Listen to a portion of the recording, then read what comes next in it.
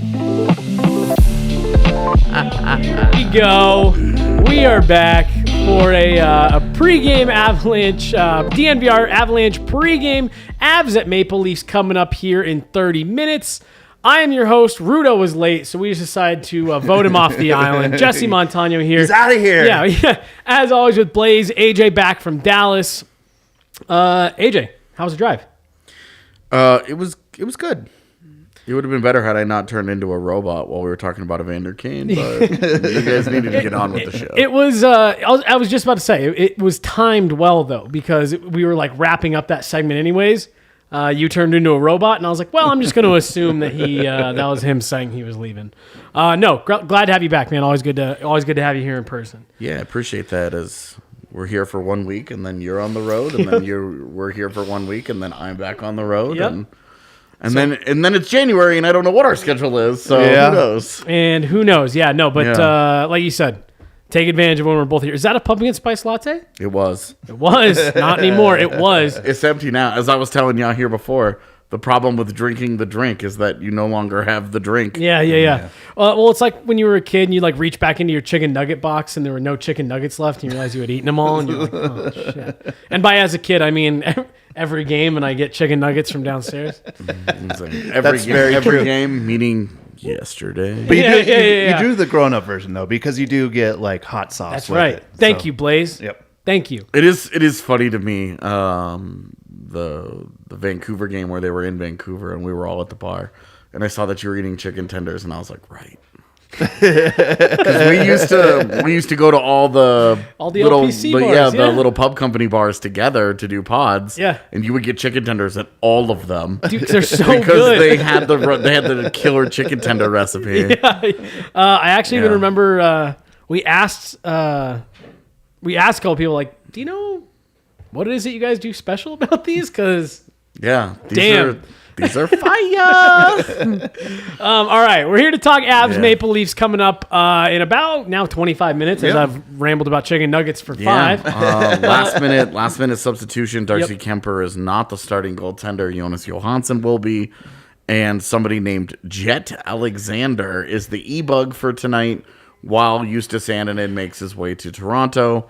This has a couple of different effects because, one, Jonas Johansen against Toronto's offense. Yep. So whatever the over is, take it. Yeah, I was going to say. I was saying that a few days ago, even with him. Even with Darcy. Darcy in absolutely. the lineup. So. Yeah. But especially with Toronto's obscene power play. With Johansen in net, I would say I'm about to bet on a lot of Maple Leafs. The over under set at 6, so I'm hammering that for sure. We skipped right to betting. 100. Yeah. That's an easy one though. That's really where the game notes kind of start here. Is this is a last minute change that was unfolding as we were all making our way to the bar. We were going to talk about Annunen. I was going to say that was going to be part of the just to chat about him because it's been kind of a big day for him, and he's had a good month too. Well, and this sets up for him to make his NHL debut tomorrow, depending on what's wrong with Keumper and whatever is. So it was announced that it's an upper body injury, which when it comes to goalies, that's typically better. The fact that he went through morning skate and he was listed as the starter and everything was copacetic from a media standpoint, he's starting, and then in the middle of the afternoon, Annunen gets called up, some random ass e-bug shows up, like either something happened or, and I hate to speculate about this stuff, but I do wonder, did he get a positive test of some kind? Yeah. Well, they did list it as upper body and not COVID related, which they're supposed to do. Do they have to release it? They're supposed to. If it's a positive test, they are supposed to come right out and say. Now, they're supposed to, but in the wake of, they might be saying, hey, we think it could be a false positive. Yeah, there's been a lot of false positives. He's out today, but we'll see about tomorrow and blah blah blah blah. So I'm curious if this is a real injury or if this is something else. I know that there has been a bug a non-COVID bug Going around the Avs. kind of sliding its way around the NHL a little bit. Yeah. And I would also just say that all of the people that are supposed to be wearing masks that fucking aren't. This is why, maybe they actually do work just a little bit. Imagine that. But whatever. We don't 100% know what it is. So we'll see. Yeah. We'll see. We could speculate about 100 different things, but in the world of COVID, I'm still always kind of like, Yeah. So the Zamboni driver isn't Well, a backup goalie at this place. I was going to say, so you're telling me the Avs are going into Toronto with an e-bug sitting on the bench? Interesting. yeah. Very interesting. Yeah. No, but okay, so we did mention, there's been a lot of conversation in the last couple of weeks. Jojo Francouz, with Pablo Francouz getting ready to come back. He actually, this is good timing for the Eagles. He is heading to Loveland for a conditioning stint. So they will have a very suitable goalie in net. Yep. Megan Angley will be there this weekend to talk with Frankie and keep an eye on what's going on with him. If you're curious, she's also going to be on Friday's pod to talk about Sampo Ranta. Nice. Her piece that she wrote on Ranta over this last weekend is up on the site right now for you guys to go read. Just Make as a sure quick you do plug. it. So Plug. But so this is going to be a game. goalie carousel. Yes, yeah. Goalie carousel, absolutely within the Avs organization. But this will be a nice kind of measuring stick. And there he is. Well. This will be a nice... Wearing a mask. Good for him. Yeah, seriously. We were just talking about that. So way to come through. This is going to be a nice kind of litmus test for Jonas Johansen in terms of what caliber is he. Well, he's been really solid with the Avs. He's getting a test tonight. This is a real measuring stick game, not only for the Avs as a team, getting Nathan MacKinnon back, but for Jonas Johansen as well. Are you actually playing up to what it kind of looks like, or are you just benefiting from being behind a really good team? Man, what if JoJo comes out and just shines tonight? If he's getting a stint in net, meaning like it's not just tonight that he gets, a few games here and he plays awesome. Like how hard is that going to make it? It makes it really hard because if he gets lit up tonight and then they give Annunen the game tomorrow and then Johansson gets Saturday in Ottawa and it doesn't, again, if he doesn't shine, if he doesn't have a great game, then he makes it easier. Oh, for sure. Yeah. To just be like, okay, well, Frankie's the guy for a reason, I want to see what JoJo does against somebody not named the Anaheim Ducks. Because he was good against them. And that's where half of his wins came from last year. Yeah. And we saw he hadn't been great this year in his first couple of games. But after that game, it was like, no way Jonas Johansson makes it through waivers. And I'm like, well, I was going to say, keep in mind, Jonas Johansson made it through waivers once already. Yeah. And or he would, I guess he didn't, I guess they didn't actually have to put him out, but they were getting ready to, because Frankie got hurt at the end of the preseason, mid preseason or whatever. And they were getting ready to send him on waivers and it wasn't a conversation. Well, dude. And now it's and it wasn't a huge, he played well against the Ducks. But other than that, he hadn't been awesome this year. He'd been solid. He's been fine. He's been fine. He's been everything the third goaltender needs to be, and that's great. But it's, this is a tall task though. Going into Toronto against a team that's playing really, really good hockey. This is a tall task. This is a different level of ask than playing at home against a weaker opponent. Yeah. And I was laughing because this past week I was talking a little bit about, there it is, JoJo and Frankie and stuff like that on Twitter. And people were getting so mad at me for saying that I think Frankie is still the number 2 when he comes back. Oh, JoJo's been so good. And it's everyone was shitting on me in preseason when Frankie got hurt. People were like, oh, they need to go out and get another goalie. And it's he's fine. Yeah. He's a fine third goalie. He'll play a handful of games, half dozen games. He'll be whatever. Yeah. And now everyone was lighting me up for saying, no, he's probably still the number 3, because even if you watch him, probably is. Honestly, even his numbers are solid. He's played fine. I think you put it perfectly just now. He's been everything that you want your third goalie to be. You need 3 goalies in the league now. they don't all need to, you don't need to be Dallas where you've got 5 people that all have, over 100 NHL games, but you need 3 goalies. Jonas Johansen is a fine third goalie. I wouldn't even be surprised if they didn't send him down given the emergence of Justus Annunen, and they just carried 3 for this year. It doesn't hurt anybody.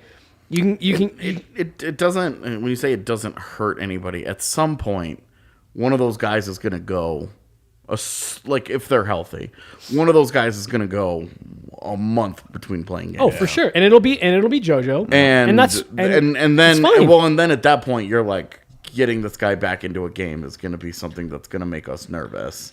Yeah. And then but you can pick your spots on it. And then like you are going to create a situation where money is going towards carrying a guy that doesn't ever play for you. Well, yeah. And doesn't do anything for you, and only like and it's just sort of like wasted money. But it is an interesting conversation, the idea of carrying 3 goaltenders, and it's kind of a tough one to have right now. Right. Just because of we don't know what's wrong with Keumper. We don't know if this is. Well, they haven't had 3 healthy goaltenders. Is this 14 months? Is this a day thing? Is right. this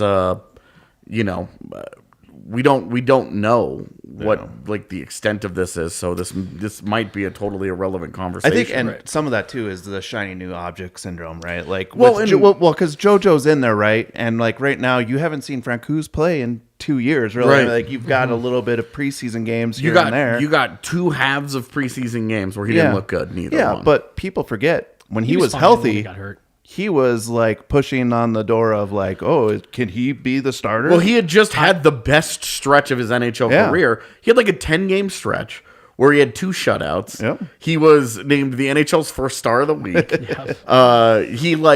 had an enviable 10-game stretch. Rudo's right there. Yeah. He was late. He was tardy, so Yeah. he I was just about to say, he's tardy, so no recess for Rudo today. Yeah, that's right. There's no juice box. Yeah, he'll be on the watch along in 10 minutes. He won't have a beer though. He's gotta buy the first round for being so late. No, I'm totally kidding because he delayed the show for me when I was late last week. I didn't know about that. Yeah. I was also late to the Dallas game. Really? Yeah, it took me an hour and 15 minutes to get there, and then their media process is broken. So I was telling you, I hear this before the show, that in Dallas, I sat down at my seat and Dallas scored. And I was like, guys, what the shit? Like, come on, I'm not even set up here. And I was in my backpack pulling out my laptop, and Dallas scored again. And I'm like, come on! I might as well just put this thing back in my backpack and go. Like, what the fuck? I mean, to be fair, that was very early on in the game as well. That's what I'm saying. Like, because I had literally sat down as the opening faceoff was getting drawn, and I was like, yeah, I mean, it's ridiculous. You could have just closed your laptop and gone home because the game was over. And I knew it too. I was, no, but I say it all the time. The backup in any sport is always going to be the most popular guy in town. Oh yeah, of course. Pablo Francouz. I really as I eat this microphone. I really do. I think that year with Grubauer, there are legitimate arguments to be made that he could have been the 1A. He had more games played. He had more starts.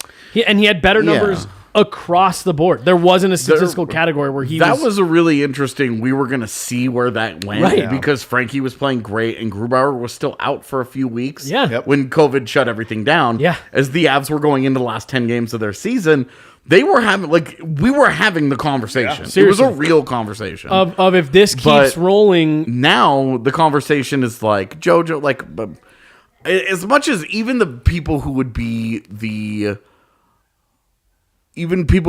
most optimistic of JoJo fans out there can't honestly think that this guy could be a starter. Like a starter. Like, come on. Like he hasn't even convinced the one team that was willing to give up an asset for him, a grand total, a whole 6th round pick. Right. That he's like their legit backup. Yeah. So I just like I don't know, and without knowing anything about Keumper here, this is sort of we're kind of kind of grasping at straws. I was going to say Darcy Keumper could but- start tomorrow. I mean, I doubt it because Annunen's making the trip. Right. But I mean, like Darcy Keumper could end up playing in Ottawa in 3 nights, and all of this conversation. Darcy Keumper could be done for the year, and this is it. Oh, don't even say Wow. that. You know, Don't like, even say that. I'm just saying, like, we don't know is what I'm saying. Like, Right. It's just so crazy. those 'cause are it the didn't range happen. of options. Yeah, Those are literally the range. Yeah. Darcy Keumper plays on this trip, and it's no big deal. We don't ever see him in an Avs uniform again. You just think it's not So- as serious because it didn't happen during a game or during practice, anything like that, right? Unless there was something there. Are you calling people right now? No. Allie's FaceTiming me from the other room for some reason. Oh, that's not good. Yeah, I'm fired. See you guys. Yeah, either way, however you want to spin it, whatever the narrative is going to be, this is definitely going to be a measuring stick, not only for the Avs as a team, but you are going to get a good look at what does this goaltending depth truly look like, and just how much is JoJo pushing on Frankie for this, for the backup spot. This ended up being, measuring stick ended up being for more than the Avalanche, and a lot for JoJo to really stake his claim as the backup. Yeah. But for the Avalanche, like, the Avs lose to Dallas 3-1, right? And everybody, I get bombarded with they can't beat good teams. Dude, oh my God. And then they house Nashville the next night. Yep. A team that has been playing really good hockey, has been playing quite well.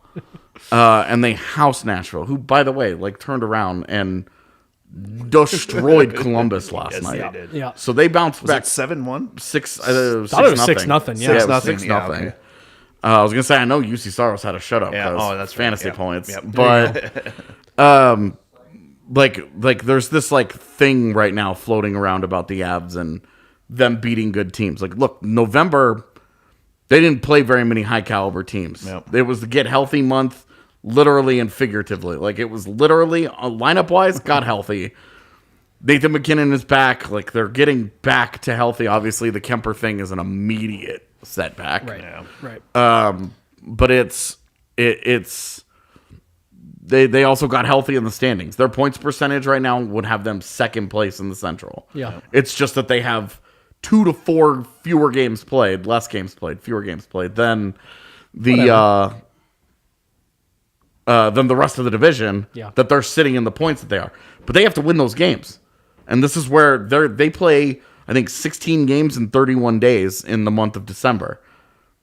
They're going to have every opportunity to climb those standings and do what they got to do. Yeah. Now, it's going to be a lot harder if their tandem is JoJo and Eustace.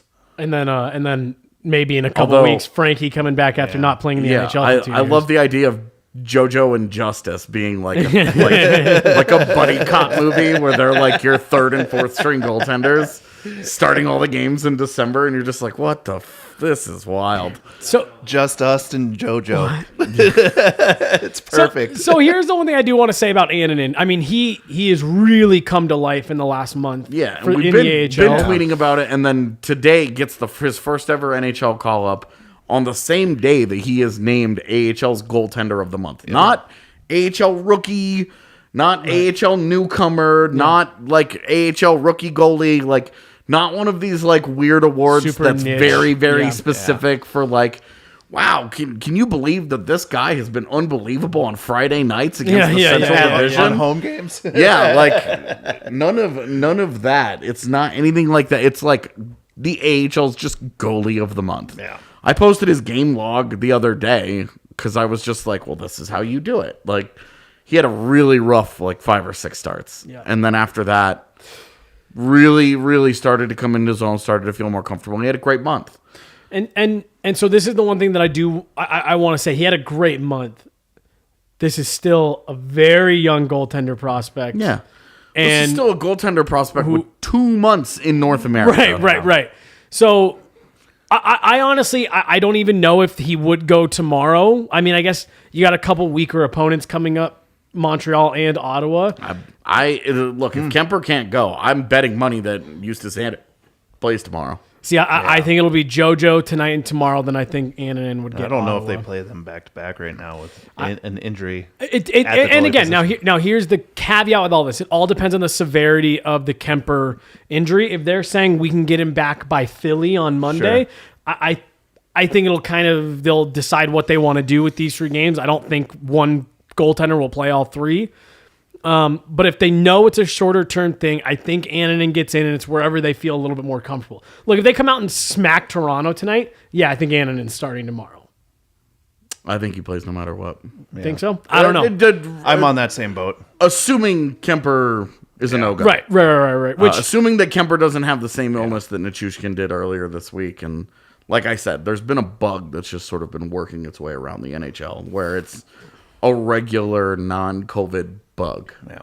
Where, whatever. Although I don't know. You don't usually call illnesses upper body injuries. Yeah, I don't know. It's a weird one. I'm happy, and hopefully I don't have to eat these words. I'm happy it's not a lower because I feel like that's way stickier for goaltenders. Yeah, because you worry about hamstrings, you worry about hips, you worry about knees, groins. Yeah, you worry about knees and ankles. Like, that's where like the big joints and then the big, I don't know what to call groins and hamstrings. Like those are like your really common soft tissue injuries come into play. Upper body, you're kind of like, okay, well, as long as it's not like an oblique strain. Right. You're probably, barring like he broke his hand or he broke his arm or like broken that's clavicle. Where, well, yeah, like that's where a lot of your upper body injuries are usually shoulders and arms and hands and things, wrists, things like the that. Injuries. That's